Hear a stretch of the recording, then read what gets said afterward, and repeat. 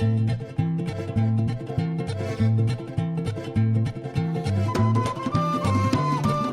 Bwanji from Keswick Village. This is the Rorschach Malawi update from the 2nd of September 2025. A quick summary of what's going down in Malawi.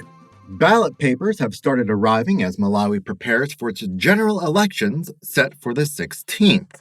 On Monday the 1st, the Malawi Electoral Commissions received the first package of 115 pallets carrying ballot papers for 108 constituencies via the Kamuzu International Airport in Lilongwe in the central region. The commission was accompanied by some political parties, including the opposing United Transformation Movement and the Democratic Progressive Party. There was a little hiccup as the aircraft carrying the ballots arrived at 3:30 p.m. instead of 11:30 a.m., making some party members nervous. The commission said the plane was delayed because it stopped in Kenya for a fuel refill. The next package will arrive on Wednesday, the 4th.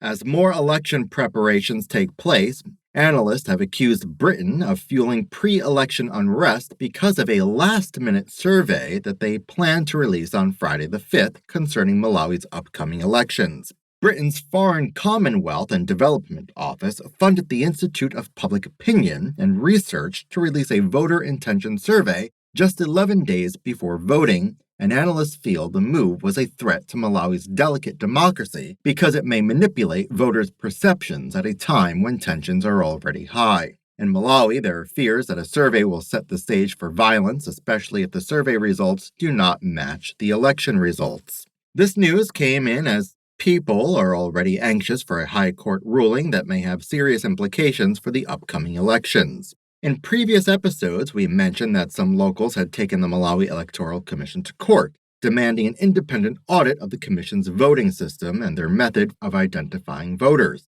The commission had refused because they said the information is sensitive, but the group felt the commission was not being transparent. The High Court was supposed to rule on the case on Thursday the 28th, but it adjourned to Wednesday the 3rd, meaning people will have to wait a few more days to hear the court's judgment, fueling already existing tensions. People will also have to wait a bit longer for the second presidential debate. It was initially scheduled for Friday the 29th, but the Presidential Debates Task Force postponed it because the candidates of two key players in the elections, the ruling Malawi Congress Party and the opposing Democratic Progressive Party, are not participating in the debates. In our last episode, we reported that the two parties confirmed their candidates wouldn't take part in all presidential debates for the upcoming elections, despite having participated in previous years. The task force said they want to engage with both parties to hear their concerns and fix any issues they may have. They will announce a new date for the second debate over the weekend. Meanwhile, the United Democratic Front, or UDF, which is one of three parties that took part in the first debate, officially launched its manifesto on Sunday the 31st during a rally in Blantyre City in the southern region. Atuple Maluzi, the UDF president, called his manifesto Innovate Malawi, since it focuses on using innovation, digitization, and artificial intelligence to change the country's economy. One of Maluzi's promises was the digitalization of most of the country's sectors to help turn around the economy as quickly as possible. During his campaigns over the past month, Vice President Michael Yusi said he had proof that some government officials are corrupt. The Anti-Corruption Bureau caught wind of the news and gave Yusi 24 hours to provide them with proof of his allegations.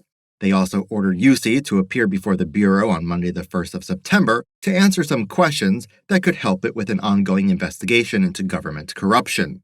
However, Yusi went to High Court to get a stay order so he wouldn't be forced to appear before the Bureau, saying that the Bureau was infringing on his right to freedom of expression and accused them of disturbing his campaign. But media outlets and comments on social media showed that this only made some locals lose trust in his leadership. The Ministry of Finance and Economic Affairs has ordered export companies to sell 25% of their export proceeds to the Reserve Bank in order to help with the current forex shortage. Otherwise, they'll face a penalty worth 200 million kwacha, which is $115,000. On Friday the 29th, the Reserve Bank said some export companies could apply to be exempt from the directive, but they would have to contribute significantly to the growth in the money supply to be considered for exemption. According to the Reserve Bank framework, growth markers include export growth, local job creation, and usage of local raw materials, among others. In an update to a story from our previous show, in last week's episode, we reported that the Department of Immigration had started reprinting passports after an interruption to their printing system. Now, authorities are already praising the new system, saying the current passports are now compliant with the standards set by the International Civil Aviation Organization, or ICAO, meaning international systems can now read and verify Malawian travel documents instantly.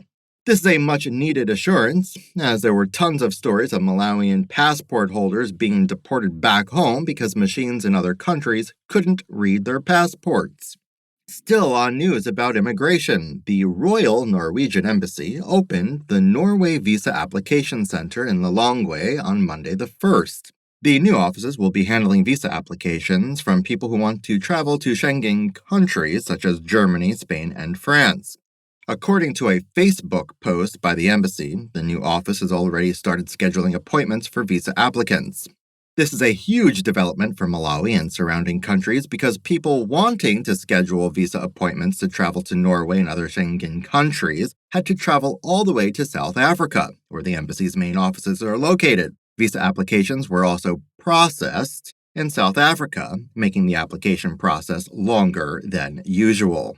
The health sector may have its own breakthrough. On Monday the 1st, local news said the Malawi Liverpool Wellcome Research Program is working with the University College London on a research project called Pneumoprotect that could transform Malawi's fight against pneumonia and meningitis, which are two of the country's leading public health challenges. The study aims to understand how the body's immune system responds to the bacterium that causes the two diseases, so they can contribute to the development of affordable vaccines for adults, since most of the ones available now are for children under 5.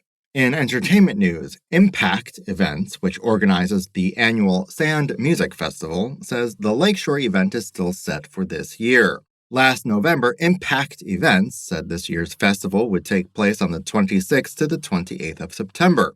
This would also mark their return after canceling their 2024 event following the death of Lucius Banda, the festival founder, last June. However, fans of the festival are now anxious because Impact Events has still not announced the festival location, ticket prices, or promoted the event. Laura Banda, Lucius's daughter, admitted that it's hard managing the festival without her father, but said Impact Events would issue a formal statement soon with all the necessary updates.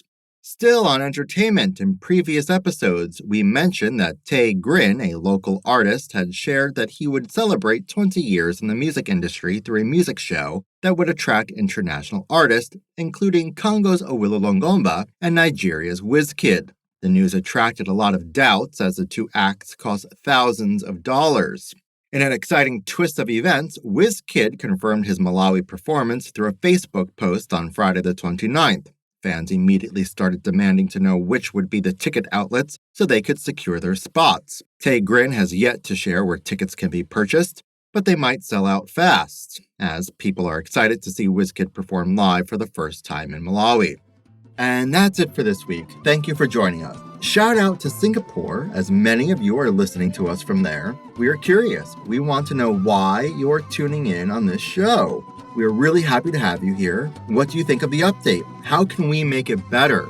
Let us know by emailing us at info@rorschach.com. You can also contact us on Instagram at Rorschach_Malawi or X, formerly known as Twitter, at Rorschach Malawi. Pitane bueno.